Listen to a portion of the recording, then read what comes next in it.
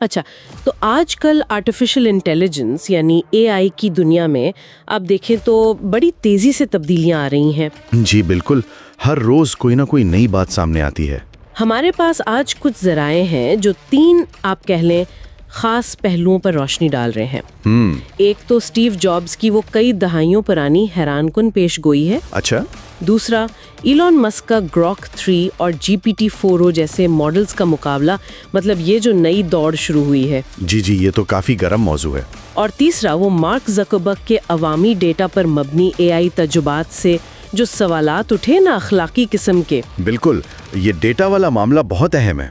تو آئیے ان ذرائع کا ذرا گہرائی سے جائزہ لیتے ہیں تاکہ سمجھ سکیں کہ اے آئی کے میدان میں اصل میں ہو کیا رہا ہے اور اس کے کیا معنی ہیں، یوں سمجھے۔ بالکل، مقصد صرف خبریں جاننا نہیں ہے، بلکہ یہ سمجھنا ہے کہ ان پیش رفتوں کے پیچھے وہ جو مواقع ہیں اور چیلنجز وہ کیا ہیں۔ صحیح، تو شروعات کرتے ہیں سٹیو جابز سے۔ یہ بات مجھے واقعی حیران کن لگی کہ 1983 میں، سوچیں ذرا، 1983 بہت پرانی بات ہے۔ تب انہوں نے ایسے کمپیوٹرز کا تصور پیش کیا تھا جو ذہن کے لیے سائیکلیں بن جائیں گے، یعنی بائسیکلز فار دا مائنڈ۔ اچھا، مطلب ایسے ذہین معاون جو ہماری بات، ہمارا سیاق و سباق سمجھ کر مدد کریں۔ یہ تصور آج کی آگمنٹڈ انٹیلیجنس سے بہت ملتا جلتا ہے۔ اچھا، وہ کیا ہے؟ یعنی ایسی ٹیکنالوجی جو انسانی صلاحیتوں کو کم نہیں کرتی بلکہ ان کو بڑھاتی ہے۔ جیسے آپ آج کل ایپل کا سیری دیکھ لیں، امیزون کا الیکسا یا اوپن اے آئی کا چیٹ جی پی ٹی۔ اوہ، تو یہ سب اسی ویژن کا تسلسل ہے۔ ایک طرح سے جی، یہ اسی پرانے ویژن کی عملی شکلیں ہیں۔ یہ دکھاتا ہے کہ بعض اوقات مستقبل کے وہ جو بڑے بڑے تصورات ہوتے ہیں نا، ان کو حقیقت بننے میں دہائیاں لگ جاتی ہیں۔ بات تو صحیح ہے۔ اچھا، اور اب میدان میں ایک نیا کھلاڑی بھی آ گیا ہے، ایلن مسک کی کمپنی ایکس اے آئی کا گروک 3 ماڈل۔ جی، گروک 3 جو سنا ہے GPT-4o، گوگل جیمینائی اور کلاؤڈ جیسے بڑے ناموں کے مقابلے میں کھڑا ہے۔ جی، مقابلہ تو سخت ہے۔ ذرائع بتا رہے ہیں کہ اس کی خاصیت ہے ایکس، یعنی جو پہلے ٹویٹر تھا اس کے ساتھ اس کا براہ راست رابطہ۔ اچھا، تو وہ ریئل ٹائم میں ڈیٹا لیتا ہے؟ لگتا تو یہی ہے، اور کہتے ہیں کہ سیاق و سباق کی سمجھ بھی گہری ہے اور اس کی ایک خاص قسم کی شخصیت بھی ہے۔ شخصیت اے آئی کی؟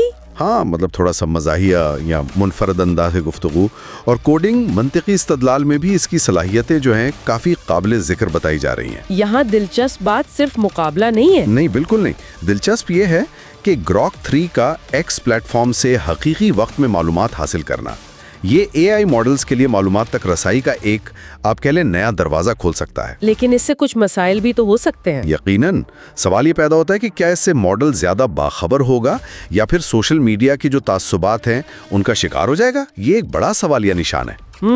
یہ اے آئی کے مستقبل میں سوشل فیڈز کے ساتھ گہرے انضمام کا اشارہ بھی ہو سکتا ہے شاید، اور یہیں سے ڈیٹا کے استعمال کا سوال جڑتا ہے۔ یقیناً، وہ زکربرگ والی تحقیق کا ذکر تھا جس میں اے آئی کو اس کی عوامی فیس بک پوسٹس پر ٹرین کیا گیا۔ جی، نتیجہ کیا نکلا؟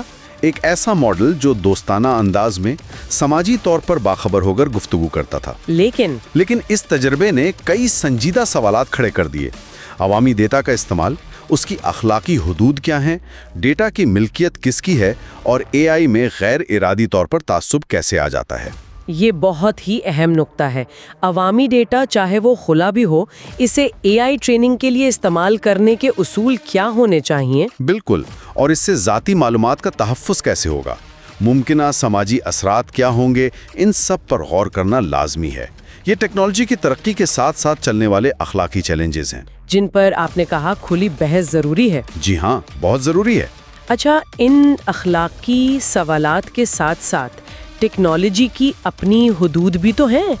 مجھے وہ بات بڑی دلچسپ لگی کہ GPT-4o جیسا جدید ماڈل بھی ایک بظاہر سادہ سا کام، جیسے شراب سے آدھا بھرا گلاس کی تصویر بنانا، اس میں بھی وہ ناکام رہا۔ درست فرمایا آپ نے۔ یہ ظاہر کرتا ہے کہ موجودہ اے آئی ماڈلز اپنی تمام تر لسانی یعنی زبان والی صلاحیتوں کے باوجود اب بھی وہ جو مقامی منطق ہے نا، اسپیشل لاجک، یعنی چیزوں کے درمیان جگہ اور تعلق کو سمجھنا، بالکل، اور بصری استدلال یعنی ویژول ریزننگ، ان میں کمزور ہیں۔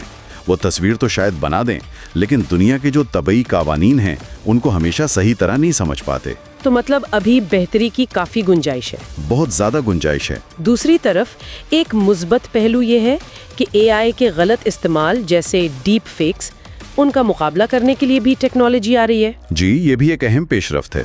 डेजाइवू नामी टूल का जिक्र मिला जो एआई से बनी तस्वीरों को हकीकी वक्त में शनाख्त कर सकता है। हाँ, डेजावू। और इसी तरह वोकल क्रिप्ट है। वोकल क्रिप्ट वो क्या करता है? वो आवाज़ की क्लोनिंग को रोकने के लिए आवाज़ में ऐसी तब्दीलियां शामिल करता है जो इंसानी कान तो नहीं पकड़ सकते, मगर एआई के क्लोनिंग एल्गोरिथम को आप कह लें उलझा देती हैं, नाकाबिले समात बिगाड़ पैदा करता है।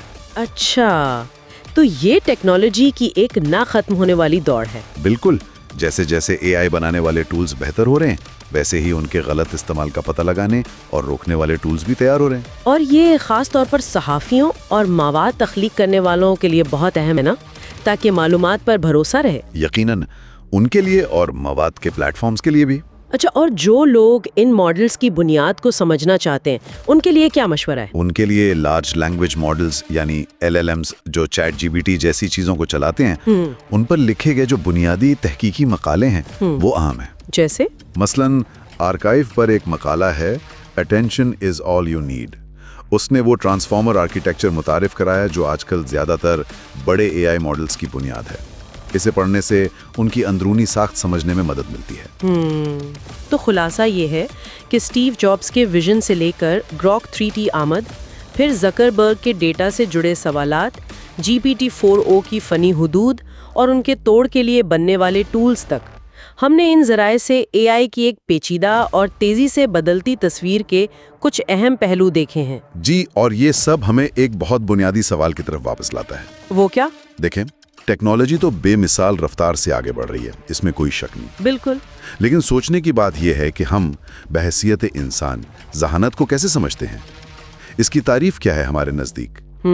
गहरा सवाल है। और ये जो मस्नूई ज़हानत है जो मुस्तकिल ताकतवर हो रही है, इसे हम अपनी ज़िंदगियों को बेहतर बनाने, अपनी सलाहियतों को निखारने के लिए मुस्बत तौर पर कैसे इस्तेमाल कर सकते हैं? जबकि इसके मुमकिना खतरात और इखलाकी पहलुओं को भी मद्देनजर रखना है।